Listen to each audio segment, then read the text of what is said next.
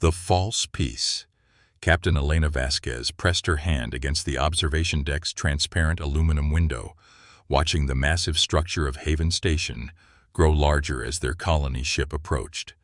After 18 months of travel through the void, humanity was finally arriving at the seat of galactic power. The station resembled a giant snowflake made of metal and light, its 6 massive arms stretching out into space, each one representing a founding member of the Galactic Council. The journey here had been humanity's greatest achievement. Only 12 years had passed since first contact, when a damaged Etherian scout ship had crash-landed on Mars. The crew had survived, and through careful diplomacy and cultural exchange, humanity had earned an invitation to join the greater galactic community. Now, Elena commanded the Horizon's Dawn, carrying 3,000 colonists and Earth's diplomatic team to establish humanity's first embassy on Haven Station. Behind her, Director James Morrison reviewed his notes one final time. The 60-year-old diplomat had spent his entire career preparing for moments like this, though nothing in his experience compared to negotiating with beings from other worlds. His team of 12 specialists included linguists, xenobiologists, and cultural experts, each chosen for their ability to bridge the gap between human and alien understanding. Morrison knew the weight of responsibility on his shoulders. These negotiations would determine whether humanity would thrive among the stars or remain isolated in their small corner of the galaxy. The docking procedure took 6 hours. Haven Station's traffic control guided them through layers of energy shields and defensive platforms, past merchant vessels from a dozen different worlds, and finally into a berth specially modified for human atmospheric requirements. As the airlock sealed in PR, the tour that followed showcased the wonders of Haven Station. They walked through the memory gardens, where holographic monuments told the stories of 10,000 years of galactic history. They observed the trade ring, where fortunes in exotic materials changed hands every second. They stood in the Great Assembly, where decisions affecting trillions of beings were debated and decided. Every site reinforced the same message. The Council had maintained peace and prosperity for millennia, and humanity was being invited to join this grand tapestry. But in the station's most secure section, far from human eyes or ears, another meeting was taking place. The Inner Council had convened in a chamber shielded by technology that could block even quantum entanglement communications. Only the 6 founding species were present, their true forms revealed without the diplomatic facades they wore for lesser races. Zeth's crystalline body darkened to obsidian black, their telepathic voice carrying undertones of concern that would have terrified any human who could hear them. The humans are an anomaly. Our deepest scans confirm what we feared. They possess the adaptation gene, dormant in their current state, but already showing signs of activation. If they realize their true potential, they could destabilize everything we've built. War. Master Krell's mandibles clicked in agitation, their combat hormones already beginning to surge. The historical records are clear. Every species that carried the adaptation gene eventually challenged the established order. The predecessors, the Void Builders, the Quantum Shapers, all of them had to be eliminated to preserve galactic stability. The humans must meet the same fate before they become too powerful to stop. Harmony singer Alea of the Melodians vibrated with discordant frequencies. But they come in peace. They trust us. To betray that trust violates the very principles upon which the Council was founded. Perhaps we could guide them, suppress the gene's expression through subtle genetic manipulation or cultural conditioning. The ancient architect Prime Nexus, whose mechanical consciousness had witnessed the rise and fall of organic civilizations for eons, projected statistical models into the shared visual field. Probability of successful suppression, 12%. Probability of human discovery and subsequent retaliation, 73%. Probability of galactic civil war if humans achieve full genetic expression, 91%. The mathematics are clear. Elimination is the only logical solution. Void Speaker Thane, whose species lived partially in subspace, whispered from multiple dimensions simultaneously. Their fleet is powerful but concentrated. Our intelligence shows 800 vessels protecting their 4 colony worlds. If we can draw them away from their defensive positions, a simultaneous strike could eliminate their entire military capability in one coordinated assault. Zeth's form pulsed with calculated coldness. Then we are agreed. We will use the Crimson Nebula stratagem. We tell them of a fabricated threat, a returning ancient enemy that requires their fleet at a specific location. Once they are isolated in the nebula's interference field, our combined forces will ensure no human vessel survives. Their colonies will be told their defenders died heroically saving the galaxy. The species will be relocated to a single preserved world, where they can live out their remaining generations in comfort, never knowing they are the last of their kind. The vote was unanimous. The fate of humanity had been decided by beings who smiled at their faces while planning their extinction. Back in the human quarters, Elena met with Morrison to discuss her concerns. Something feels wrong about this place, Director. My instincts are screaming danger, but I can't point to anything specific. The way they look at us, it's like they're studying us, measuring us for something. Morrison nodded slowly, his diplomatic training warring with his own unease. I've noticed it too. They're too eager to have us here, too willing to share their technology. In my experience, nobody gives away advantages without expecting something in return. I've sent coded messages back to Earth, suggesting we maintain defensive readiness despite the warm welcome. 3 weeks passed in a blur of negotiations and cultural exchanges. The Council offered humanity trade routes worth trillions of credits, technology that would advance human civilization by centuries, and protection under ancient peace treaties. All they asked in return was complete military transparency and fleet positioning data for mutual defense coordination. Morrison stalled, citing the need for approval from Earth's government, but the pressure mounted daily. Commander Rachel Torres of the Earth Defense Fleet received the emergency deployment orders while conducting routine patrols near Jupiter. Her task force of 812 vessels represented humanity's entire military strength, built over decades of sacrifice and innovation. The orders came with the highest authentication codes, signed by both Earth's President and Director Morrison himself. A massive hostile fleet had been detected approaching from the galactic rim, and the Council needed humanity's forces at the Crimson Nebula to help defend against this ancient threat. Torres studied the deployment plan with growing concern. Moving the entire fleet would leave Earth and the colonies completely defenseless for the 2-week journey. Her tactical officer, Lieutenant Commander David Kim, voiced what she was thinking. This deployment pattern makes no tactical sense, Commander. We'd be boxed into the nebula with limited maneuvering room and no avenue of retreat. If this is a defensive position, it's the worst one possible. But orders were orders, especially when the Council's own fleets were supposedly mobilizing to the same location. Torres made a decision that would later be remembered as the moment that saved humanity. She ordered the creation of Ghost Fleet Alpha, 200 automated vessels running sophisticated AI combat programs, disguised with holographic projections to appear as fully crewed ships. These would remain hidden in Earth's outer system while the main fleet deployed. If anything went wrong, at least Earth would have some defense. As the human fleet entered hyperspace toward the Crimson Nebula, Morrison stood again at the observation deck of Haven Station. Zeth had come to bid him farewell, their crystalline form radiating what seemed like genuine warmth. Your people go to serve the greater good, Director Morrison. Whatever happens, know that humanity's courage will never be forgotten. Morrison smiled diplomatically, but his encrypted personal recorder captured his whispered words after the alien left. They're planning something. God help us, they're planning something, and we're walking right into it.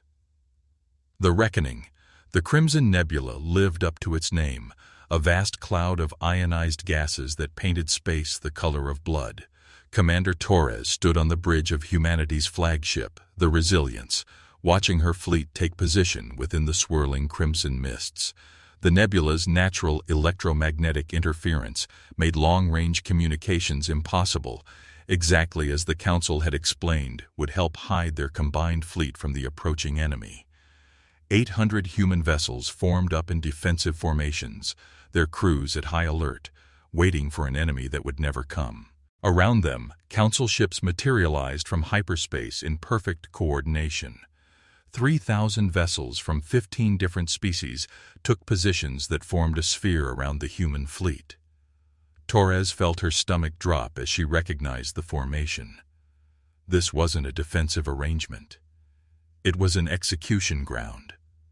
Her tactical display showed weapon systems across the Council fleet powering up simultaneously, target locks appearing on every human vessel. "All ships, evasive maneuvers now," Torres shouted, but her warning came seconds too late. The space around them erupted into hellfire as 3,000 ships opened fire at once. The Resilience shook violently as multiple particle beams struck her shields, overloading them in seconds. Torres watched in horror as dozens of human ships simply ceased to exist, vaporized by the concentrated firepower of an entire galactic armada. Lieutenant Commander Kim's fingers flew across his console, desperately trying to coordinate a defense. "Shields failing across the fleet. We've lost 170 ships already. They're jamming our communications. I can't reach anyone beyond visual range." The trap had been perfectly sprung. Humanity's proud fleet was being systematically destroyed, and Earth would never even know what had happened. But the Council had made one critical error in their calculations. They had studied human military history, analyzed their tactics, measured their technology, but they had never truly understood human nature. They didn't comprehend what happened when humanity's survival instinct activated, when 800 crews realized simultaneously that they were going to die, that their families would never know what happened to them, that their species had been betrayed. The adaptation gene that the Council feared wasn't just about biological evolution. It was about humanity's ability to adapt, overcome, and survive against impossible odds. Captain Elena Vasquez was still aboard Haven Station when the attack began. The human delegation had been confined to their quarters under the pretense of safety protocols for the upcoming battle. But Elena had spent her life reading danger signs, and she'd hidden a small quantum communicator in her quarters, a device that could punch through even the nebula's interference for a single burst transmission. As alarms echoed through the station and she heard alien voices celebrating the destruction of the human fleet, she activated the device and sent one message to Earth: "Betrayal, fleet under attack. Crimson Nebula. Activate Prometheus Protocol." On Earth, that message arrived at Strategic Command just as President Martinez was meeting with the Joint Chiefs.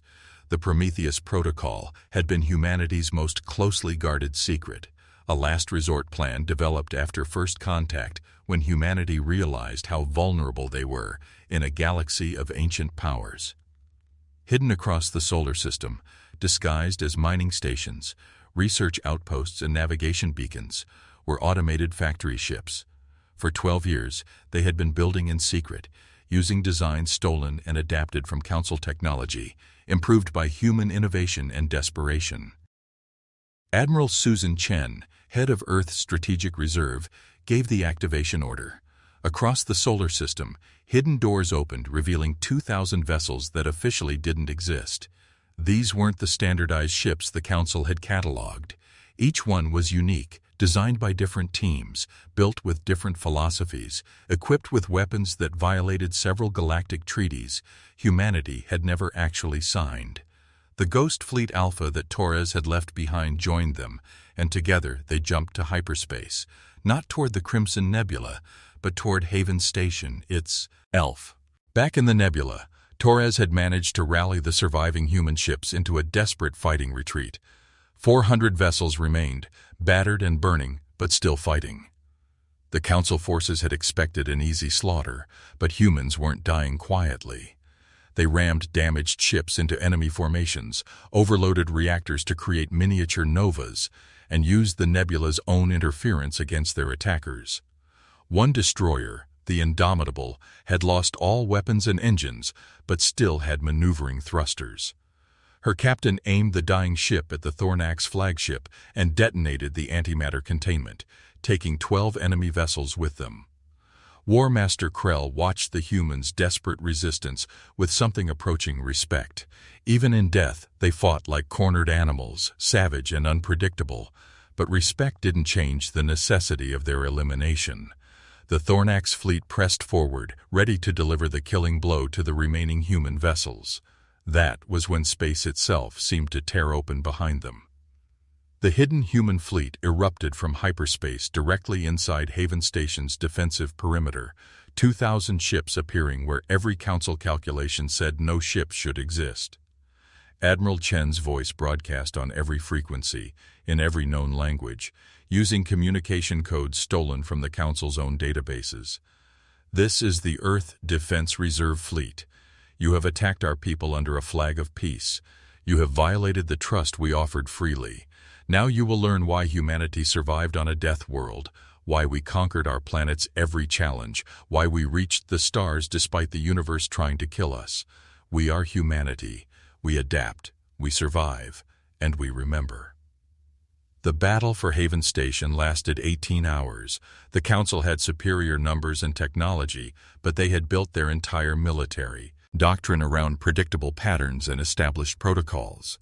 Humans fought with a chaos that was actually carefully controlled randomness, tactics that changed every few minutes, weapons that weren't in any database because they'd been invented during the battle itself.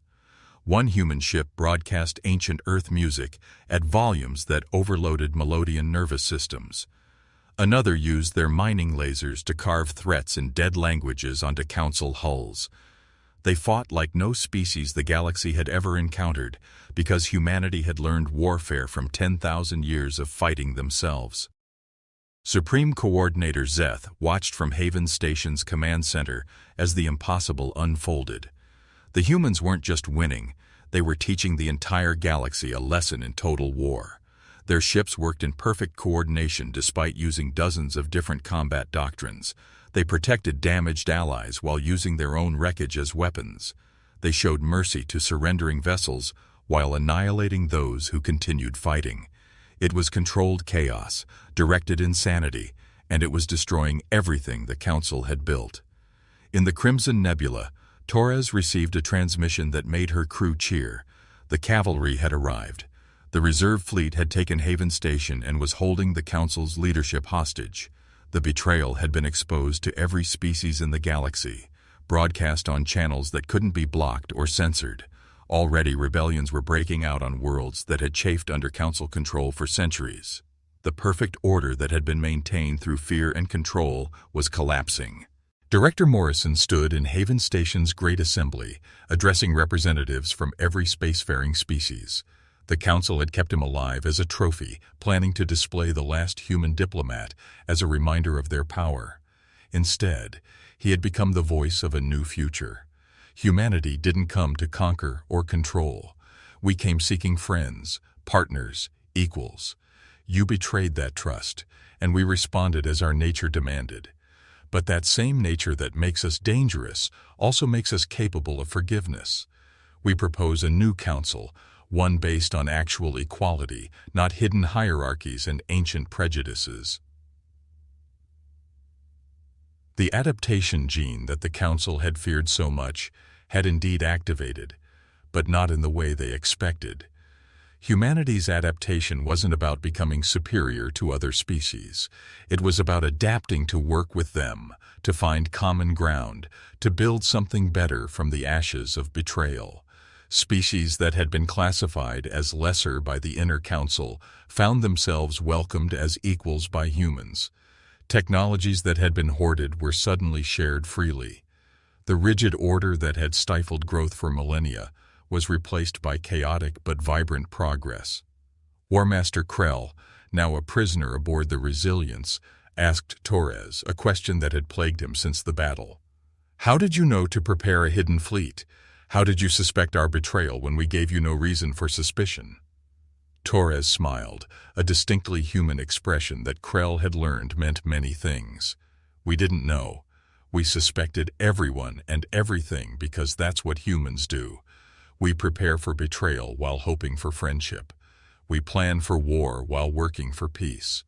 It's not paranoia if someone really is trying to kill you, and on Earth, something was always trying to kill us. We just applied that same principle to space. Elena Vasquez was appointed as Humanity's first ambassador to the reformed Galactic Council. Standing where Zeth once stood, she addressed the assembly with words that would be remembered for generations. The old council ruled through fear, maintaining order by suppressing growth. They saw humanity's potential and chose to destroy us rather than embrace us. They failed because they didn't understand a simple truth. Humans don't just adapt to survive, we adapt to thrive. We take the worst situations and find ways to make them better.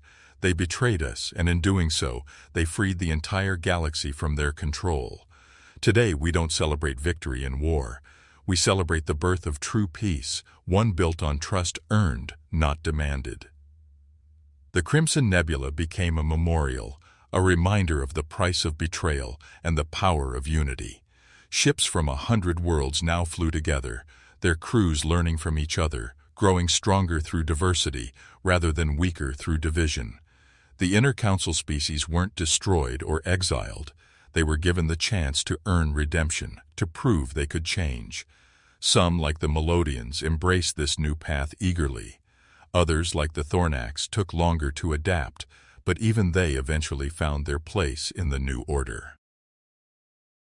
Humanity's fleet, both the public forces and the secret reserves, became the template for a new kind of military, not one designed for conquest, but for protection, not one built on rigid doctrine, but on adaptable response. Every species contributed their strengths, and humanity's gift was the chaos of creativity, the unpredictability that kept hostile forces at bay. The galaxy had learned that humans were dangerous when cornered, but they also learned that humans were generous when befriended. Years later, when historians tried to understand how humanity had survived the Council's betrayal, they focused on technology, tactics, and the hidden fleet. But director Morrison, in his memoirs, offered a simpler explanation. We survived because that's what humans do. We've been betrayed by our own kind for thousands of years and learned to see it coming. We've faced extinction dozens of times and learned to prepare for it. We've been told we're inferior, primitive, and unworthy, and we've learned to prove everyone wrong. The Council thought they were dealing with another young species to be controlled or eliminated. They were actually dealing with graduates of the harshest survival school in the galaxy, Earth. The new era that followed wasn't perfect. There were conflicts, disagreements, and challenges, but there was also genuine cooperation, shared growth, and mutual respect. The galaxy learned that humanity's greatest strength wasn't their adaptability, their unpredictability, or their resilience. It was their ability to forgive, to build bridges from the ashes of burned ones, to see potential friends in former enemies. The Council had tried to destroy humanity to preserve their order. Instead, they had unleashed a force that would reshape the galaxy into something greater than anyone had imagined. And in the depths of space, human ships continued to explore, to build, to defend, and to adapt. They carried with them the lesson of the Crimson Nebula: trust but verify, hope but prepare, forgive but never forget. The galaxy had tried to kill humanity, and humanity had responded by making the galaxy better. It was, as the humans like to say, just another day at the office for a species that had evolved on a planet that had been trying to kill them since day one.